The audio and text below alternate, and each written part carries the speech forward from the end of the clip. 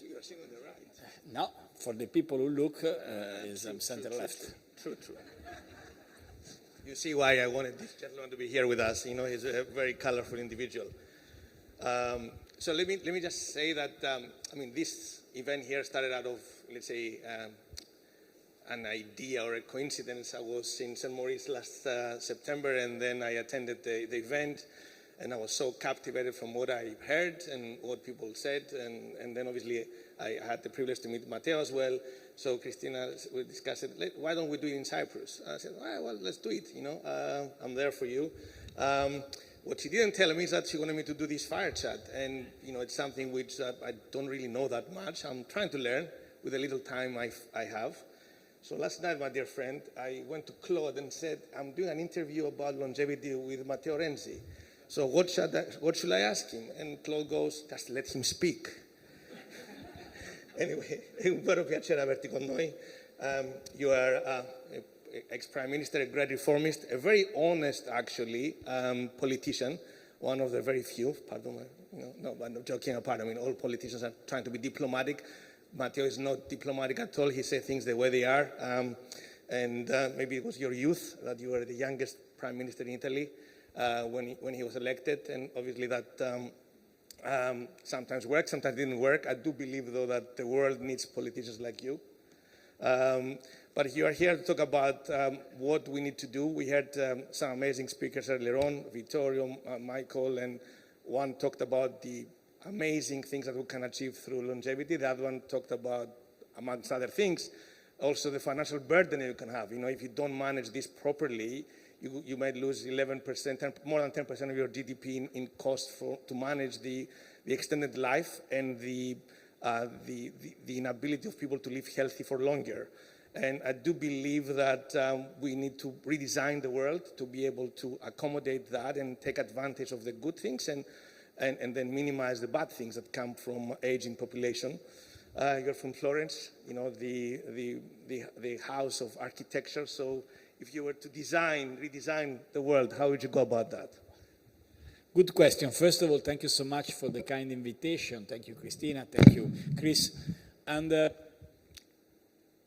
I think today is a very difficult job to be a political leader on the desk, a president of a republic, a prime minister, because this issue about longevity, after 1.5 years of discussion for everyone on the stage, on the forum, is the priority. Look, it's very easy to understand what the distinguished professor explained this morning. We have a radical transformation of our life. We live more, good. We will live better, we hope. We have a radical change in every single sector, in economy, in politics, in the innovation, in the medicine. But why? This is the question. Nobody give attention about that. So I'm the lawyer of the current politicians, the leaders. And I explain, if you are a prime minister today, or president of the republic, every morning you wake up and the first question is, okay, they open the mobile very prudently. What is the last quote of President Trump in the White House? Who attacked today? The Pope, the Dalai Lama? Who is the next? This is the first concern. The second, we come from 10 years of incredible changes. Look, extremists, Islamic attacks in the heart of Europe, then COVID, then Russian-Ukrainian war, now the closing of Strait of Hormuz, with a radical change of energy issue, independently from the single points about very important human values, etc. So, for a politician today on the desk, the first is try to survive in this chaos and try to give a message of hope for the future when you have the consequences of Strait of Hormuz will be impactful in the day-by-day life of the people. Inflation. And think about the strategy. We discuss about artificial intelligence every day. But without energy, what is artificial intelligence? Without a framework of radical change of energy, where is the credibility of leadership today? So, the first point is redesign the world is impossible also for a Florentine. But I think it's very interesting, this opportunity of discussion, because here there is a clear message. We live in the longevity era. That is a great. And if you think what Dr. Sebastiano explained about the innovation from technology, from new discovery in medicine, what Michael did after, you can imagine, oh, wow, I think that is the first impression you have, no? Wow, what type of radical change we wait for. But politicians are not able to give priority to this because the life, day-by-day life of politician is a very hard life. Because there are elections every 4 years, 5 years, but today there are elections every minute, every day with the social media. So what is the effects of my video, my reel on Instagram? How many likes I bring? That is the priority for a man who stay or a woman who stay on the desk. So my first remark is we have to try to combine together what is useful for day by day for politicians and give a message, and that is the importance of Longevity Forum, I think. How is that point have to be a priority? Because that is a priority. Look only the numbers in Italy, just to give the first brief message. We are 60 million of people in Italy, okay? 25%, so 15 million, are over 65. We are the country with a great expectation of life. That is good. In Italy, we lived very well. So the second country after Japan in terms of expectation of life. We are old. This is good.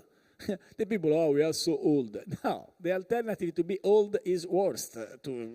So no problem. We are so happy we stay in Italy and we have a great expectation of life. But we have a problem because we have a collapse of demography.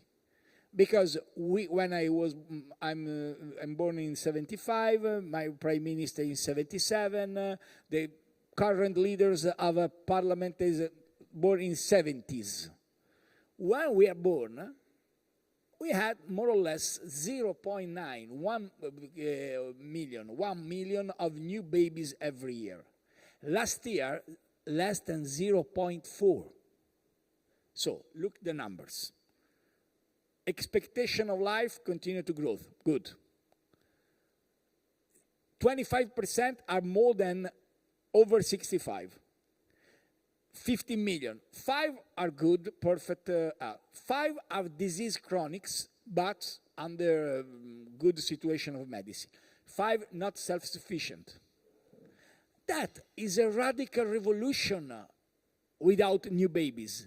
And with that, a lot of problems. We discussed with the President of the Republic of Cyprus now, because we have, all the people used to say, we have a problem of migrants, but our problem is emigration, not immigrants, because we lost a lot of people very young. So this very brief picture, what means? That longevity issue is a huge challenger for politics. The problem is try to combine together a day by day in which the politicians have to give an answer to press, discuss with the citizens, and at the same time try to build the future. So my only question is, if you ask me what is the idea or reorganization, is suggest to the leaders to have not all the day, but 1 hour every day to discuss about the real future. Who is not good for Instagram, who is not good for Reel, who is not good for consensus, but is the only real thing, and at the same time try to build the Ministry for Longevity and the Commissioner for Longevity, particularly in Europe. Now we'll stay in Cyprus. And thanks so much for this invitation. Cyprus now is the capital of Europe, because in these 6 months, there is the presidency of Cyprus in the European institutions. I think one output of this semester is in Europe, a very old continent, il vecchio continente, we used to say in Italy. We have to imagine a strategy for longevity issues. We will be able, I don't know, but if we don't care about longevity, we don't care about the future. This is clear. Actually, even in Greek, we call it Gyerea Epeiros, meaning the old continent. Now, look, actually, completely off what I was planning to ask you, but does it make sense to consider, like we have with the central bank, ECB, where you appoint the governor of each central bank independently, to have some sort of body which has a European stage, but then it's also a national representative that deals with this, the issue of longevity, because it touches upon so many things. You have to train workers constantly, for the rest of their life. I don't know whether you watched this movie Intern with Robert De Niro and Anne Hathaway. He was a 70-year-old gentleman and he started working again as in internship. So to be able to keep people growing constantly. Then you have the pensions, you have tax reforms, you have so many things. And as you correctly pointed out, it takes a lot of time to achieve that, right? But if you're a politician and you want to be re-elected and judge every day, you cannot really do that effectively. So maybe you have a separate body which is not, doesn't have this kind of time limit. Is that feasible, or it's just a...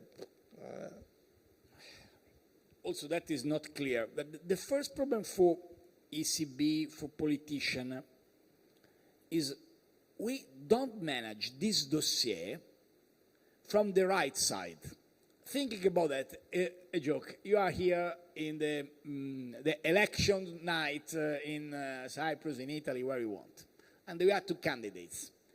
If we try to explain to you what is our strategy for the people over 65, not longevity, only for the people older, not longevity strategy with innovation, not only about try to bring the votes of the people over 65.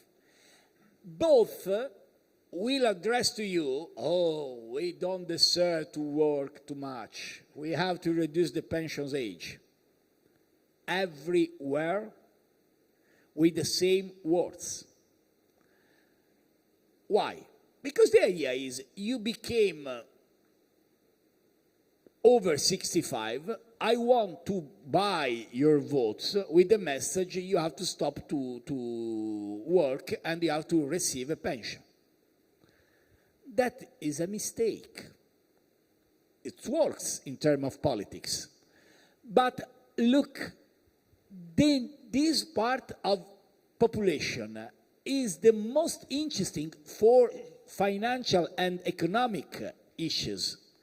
If we transform that part of population from the people who have to buy, please go, because we grew up with the idea of 65 years, 50 years ago, a man, a woman of 65 years was old. Now, what is the name of the people over 65? What is the name? What's the name of the people over 65? Old? Not. There is not a name. There is the doctor, the medicine of the Pope, Professor Roberto Bernabei, who is a very good geriatric guy in Italy, in Gemelli University. He told me, I don't know what is the name to call this part of generation. He used a Latin expression, seniores. But it's not easy. And so my opinion is we have to radically change the approach in this field. From ECB, from institution, from European Commission. And for that, we discussed in St. Moritz, you remember, we need a job, a strong, very impact role of civil society, forum as that, initiative. Because we have to understand, give this message. Longevity is the key point to radical change also our policies What means change our policies?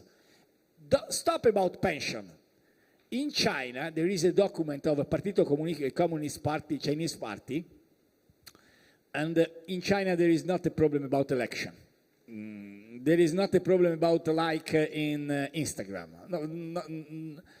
There is a strategy, and you think there is a strategy of innovation, artificial intelligence, green economy, and there is an exactly point in the last document of Communist Party in China who give this message: we have to invest in the longevity new population. What means? If you have 300 million of Chinese, not 50 million as in Italy, over 65, and they decide to travel, not only in China, but around the world, that for European tourism is a radical game changer. There is in Brussels today, or in Frankfurt, in European Central Bank, someone able to understand that is a priority? No. Because the problem in Brussels and in Frankfurt and in Milan and everywhere is we have to buy the votes of 65 years old in Italy with the promise of pension without a strategy. So what is my humble suggestion?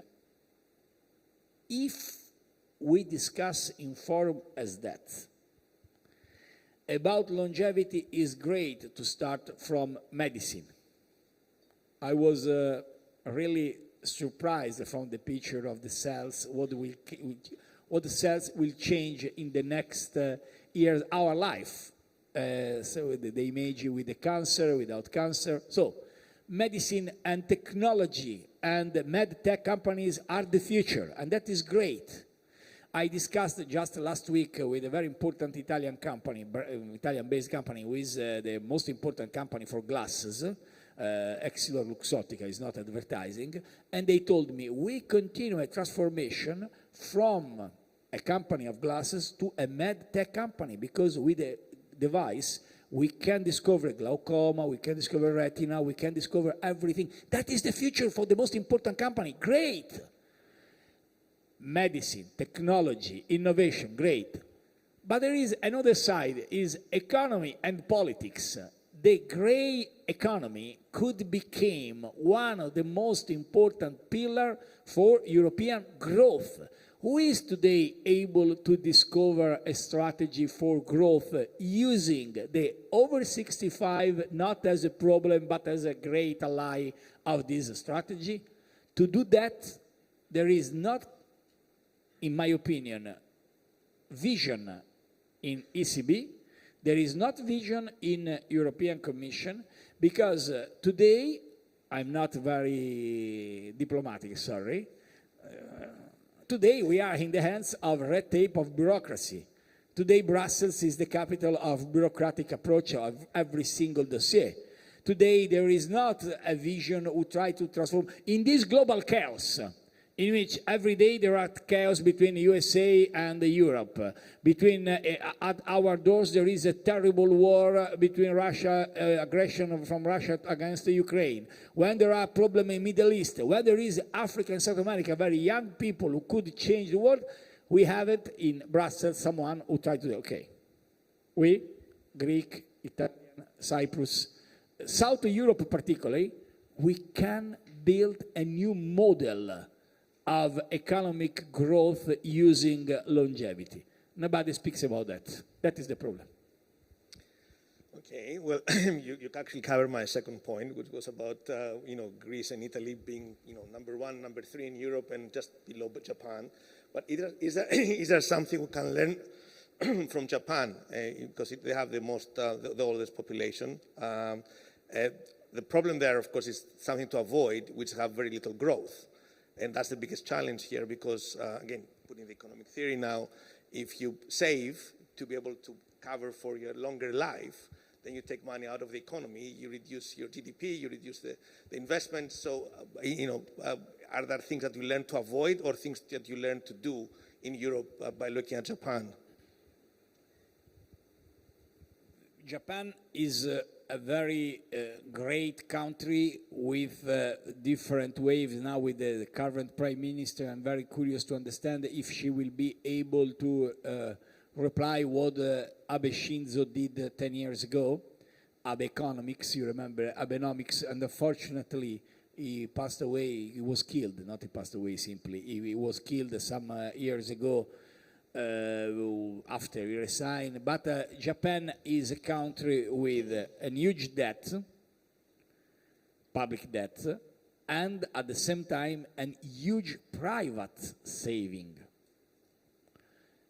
But financial markets in Japan are not able to bring a lot of money in the private families because there is a system very old in Japan, exactly as was in Italy 10 years ago, I think.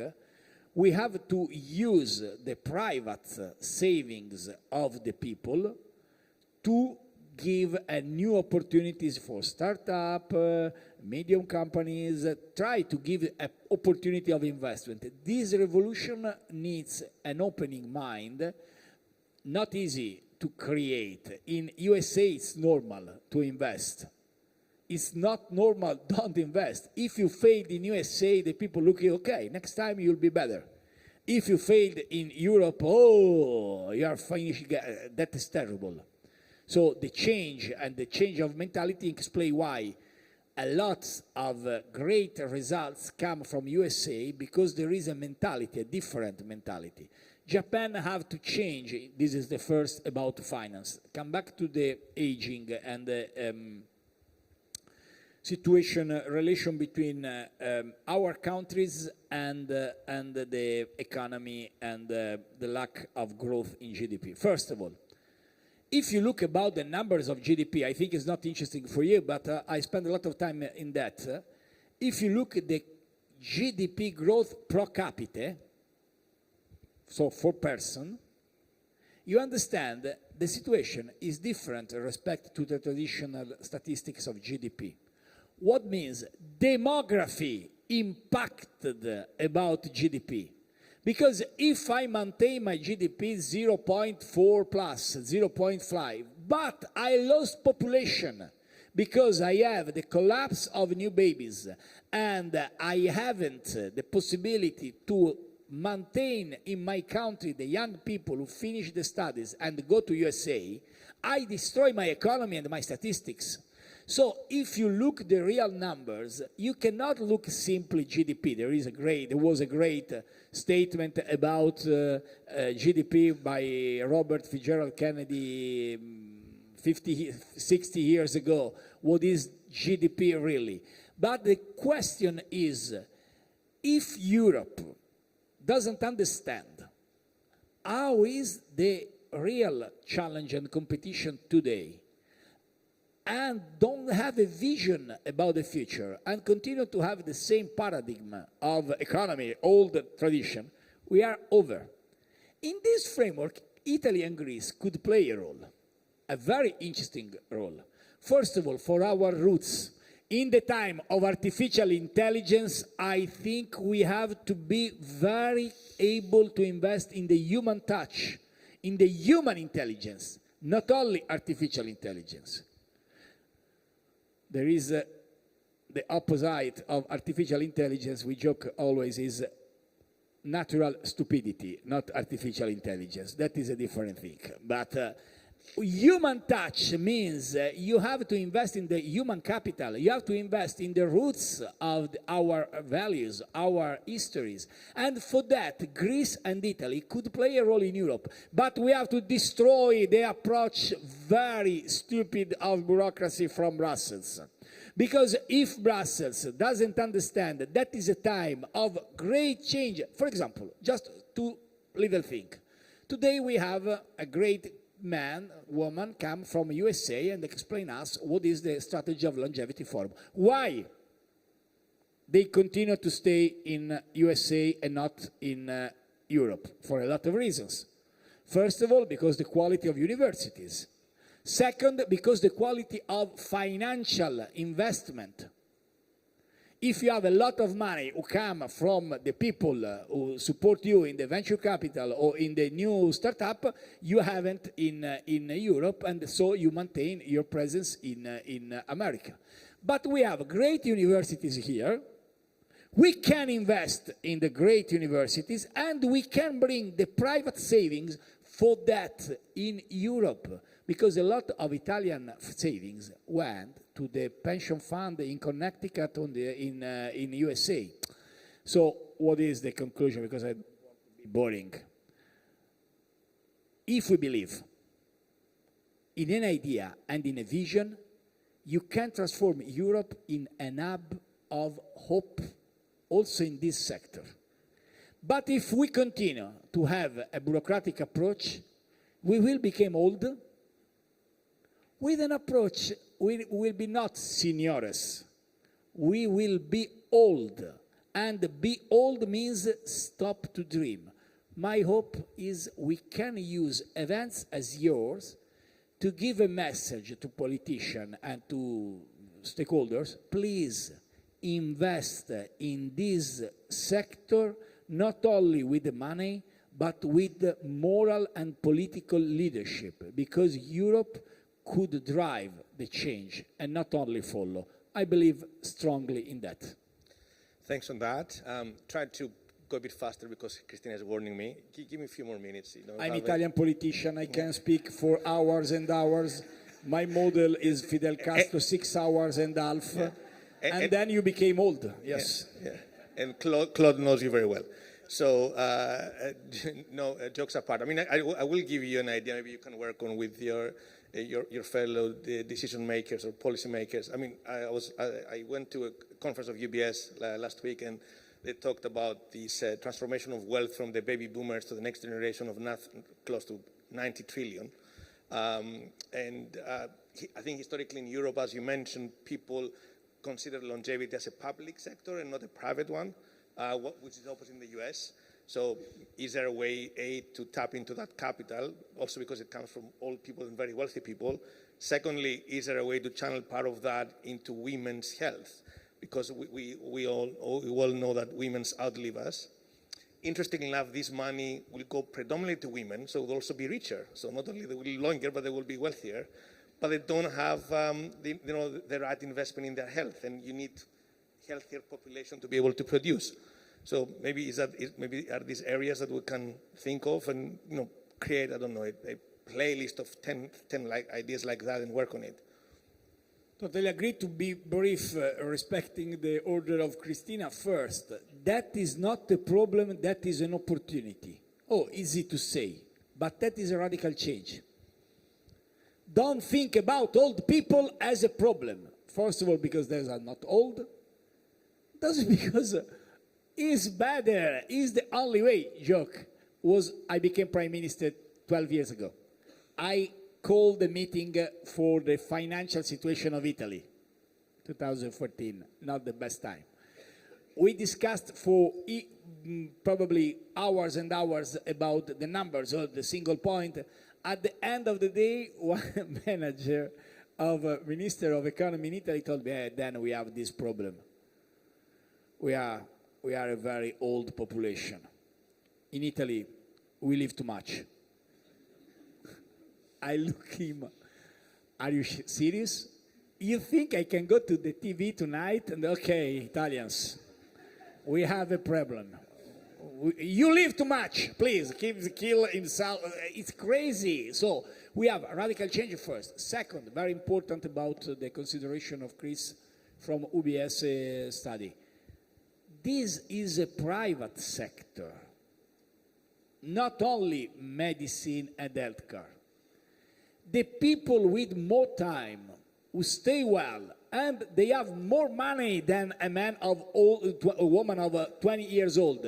Because if you arrive 75 and you have some money because you work for a life and you have some money to invest, that is a very good potential consumer and client for someone able to study a project for them. In Italy, there is the idea, okay, when you go to pension, you go to NGO and you spend time in the NGO. Good, I love NGO. But that is not the only solution. We have a private investment in economy of grey economy. Third and the last point, the relation between women and men. I don't touch this point because it's politically incorrect. For the joke apart, the real question is try to offer a vision. Look, today we are surrounded by exactly as the algorithm in everything. No, you scroll, you have to see Netflix, and the people you watch this movie, you can watch that. Okay, you stay in Amazon to buy a book. Okay, you book that and you can buy that. Okay, if you have an Instagram or YouTube, everything is led by algorithm. Also, politicians are led by algorithm. If everyone speaks about a little point, everyone has to speak in the same way. The real revolution we need in Europe is an alternative to algorithm. We have to come back to the fantasy and try, particularly longevity, to change with the lateral thinking and try to use that to become a very important player in the new world. We are, as Europeans, 500 million people. We are around the world 8 billion people. India, China, and then the rest. Next 15 years, 20 years, Nigeria will be big as Europe. I repeat, Nigeria, one African country, will be the same size of European Union, 27 countries. So the transformation will be huge. The only way is start to offer a lateral thinking, a different vision, and use the power of fantasy against the power of algorithm also in politics. For that is important to use medicine, innovation, technology, everything, and financial, and then try to give an hope to new generations of Europeans to stay in Europe and not only to leave Europe. Fantastic. Thank you, Matteo. I mean, the last question I will ask it from there because we're running out of time. So you were very insightful as always. I do believe that getting input for someone who has lived the European idea and dreamed of a United States of Europe and understands the challenges is very important, because without that we cannot, we can say all what we can say, but we have to be able to implement that kind of change and make what is potentially an issue an opportunity and take advantage of that. So thank you for your insightful comments.